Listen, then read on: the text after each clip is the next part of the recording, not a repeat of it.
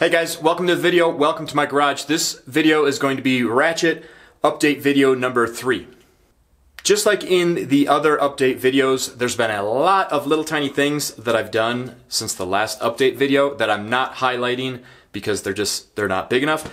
But I want to do a video where I just show you a bunch of those so that you guys are aware of the things that I have been doing and just so that you have an idea of all the things that are involved when you're building a project like this from the ground up. Alright, so the biggest thing that has evolved, I think, since update number 2 has been wiring for the fuel injection. I've added a lot of wiring. I haven't programmed a lot of it in yet, but I've been purchasing sensors, purchasing plugs, and wiring things up. You can see on this side, on both sides actually, I've got all 6 of the coil plugs wired in now. I've got all 6 of the fuel injectors wired in. This is my fuel pressure sensor. Down here, this is my oil pressure sensor. This is my crankshaft position sensor. This is my VTEC solenoid wire. This is the camshaft position sensor. Then down inside there is the knock sensor. And I believe you guys have seen this, but since the last update, I added the drive-by wire, incoming air temperature, and the manifold absolute pressure. And I've been wiring all that stuff in. You can see I've got wiring harnesses going all over the place now. I'm not wrapping anything yet, so that if I have any problems, I can easily get access to things and make changes. Once I start the engine up and everything's good, then I'll do a real nice wrap job on all this. Of course, the harness back here is growing. The ECU is not in right now, but this is the plug for the ECU. It's got quite a mass of wiring coming off of it.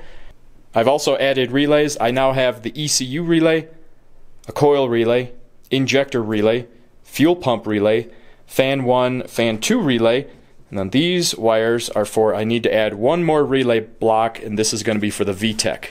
And of course all that stuff is wired into my fuse block, or my distribution panel, whatever you want to call it. And then now there's wiring running all over the place. I've got the heavy gauge wires that are running around to go to the starter down there. Got some wiring running across here down to the fuel pump. I'm not going to highlight the fuel system right now because I'm about to do a video where I show you how I set up that, but most of the fuel system is in place now. And then I've got the harness coming back here. Got a couple more switches here than I had last time. It does crank right now, and I've got a switch here for the light bar. I'll show you that for a second. Nothing for this yet. Added a couple of switches over here for the dashboard. So while I was wiring everything up and adding some switches to the dash and whatnot, I decided to wire up the roof lights for fun. So I wired those up, which is cool. They're pretty bright. They're not super high quality lights or anything, but they look cool, and that's, you know, I still got the covers on them there. So that was fun. And today is Doug's birthday, and I see Kevin. You won't leave him alone. Doug, glad to have you. And then down here now, I do have the drive-by wire throttle pedal in there, and I've got the wiring all set up for that. That's some of the wires that come back on through here. Now, one other thing that I did is, if you look at the pedals, I was having a little bit of a situation in the footwell area where the pedals were pushed a little bit too far this way, and it was making it so that it was going to be hard to squeeze the throttle pedal in there without it actually encroaching a little bit over the line where it would be more on the passenger side. And because of the setup of the chassis, really, the master cylinders really couldn't be pushed any farther that way. I pushed them over as far as I could when I was installing all that, but they were as far as could go, and it just felt a little too like everything was pushed over this way.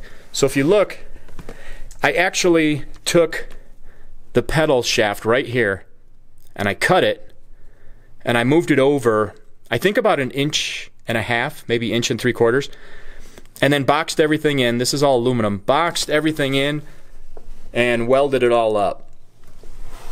And it's real solid. I'm not worried about losing strength or anything.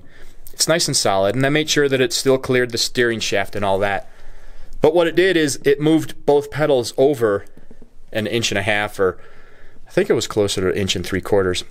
But either way, that gave me room to comfortably set the throttle pedal over here and have plenty of room for my feet down here. There's a lot of room for the brakes, there's a lot of room for the clutch, and there's plenty of room for the gas pedal, and they're nice and high off the ground, so you really have a lot of space over here.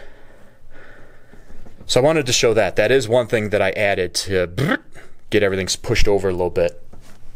Alright, now let me tell you about some things I've done to the engine. There's actually been a lot of work done back here on the engine. For starters, if you look in here, remember I used to have a piece of wood in here because I had a temporary engine adapter? Well, now the real Kennedy engine adapter is in here. You can see it right there. And the clutch. It's got a stage 1 clutch on there for right now. So all of that is bolted in place. And then once I had that in place, then I made some motor mounts to hold up the engine. So now it's got this motor mount on this side. Everything is rigid.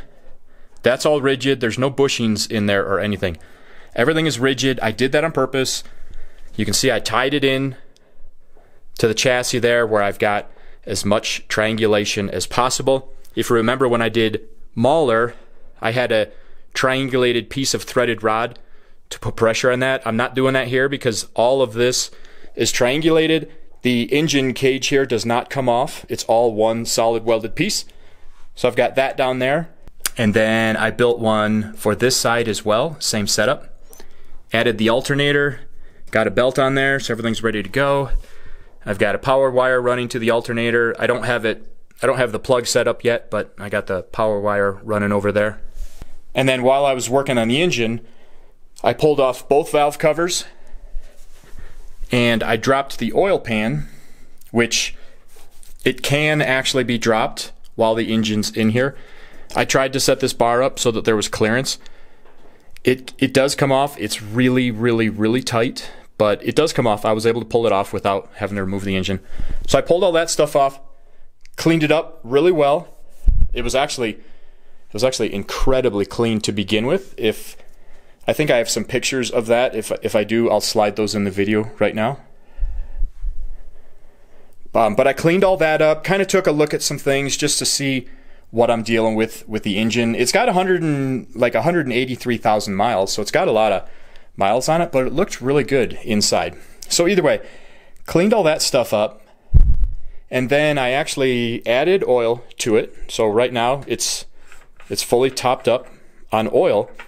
And then I also cranked it over because I now have wire run to the starter, and I also have a cranking switch right here. So I cranked it over enough so that I could see oil pressure register on the gauge. I'm not going to show you that right now. I'm not going to highlight it right now because I'll show you that when I'm highlighting the fuel injection. But that was a lot of work, and it's one step closer to getting this ready to actually fire up. I did continue working on the dashboard from my last failure, and I actually did make this piece, which I thought was going well, but at this point in the game I think that's another failure, and I think at this point I'm getting ready to make it out of aluminum, and I'm going to do a separate video for that. And then at the same time I was working on the engine, I added the oil filter for the transaxle and added a bunch of lines going from the transaxle has a oil pump inside of it, so I plumbed all that into the filter and back in and all that. One of these lines is meant for if you run an oil cooler for the transaxle. I'm not going to do that initially. I think I'm going to add a temperature sensor on it so that I can read it and see where it's at. But I'm just not sure if I'm going to be doing long distance enough runs to need that. But I'll keep an eye on it, and if I think I do, I think it's this line here is meant for an oil cooler, so I could easily add one in there. And then after I did all that, then I filled the transaxle up with fluid as well, so it's pretty much ready to go. So I think that is it. A lot of little upgrades that took a lot of time. It's been a couple of weeks since I put out a video because, like I said, it was just a lot of small things that didn't seem like it would be worthy of a video. But regardless, I didn't want to just glaze over that stuff and act like it never even happened, because I know that some of you guys are really following this build closely. which I appreciate. But that's it for the updates, at least small updates. I am, I think, going to be starting to work on making the aluminum dash, and then I think I'm going to make, not aluminum, I think I'm going to make fiberglass fenders for the rear. In the meantime, I'm still collecting more pieces to finish the fuel injection. I'm hoping I'm getting pretty close to actually firing up the engine and finding out if all that is correct. And I'm grinding my brain over how to make the fiberglass one-piece front end, because it's basically time to start working on that. I've been thinking about it.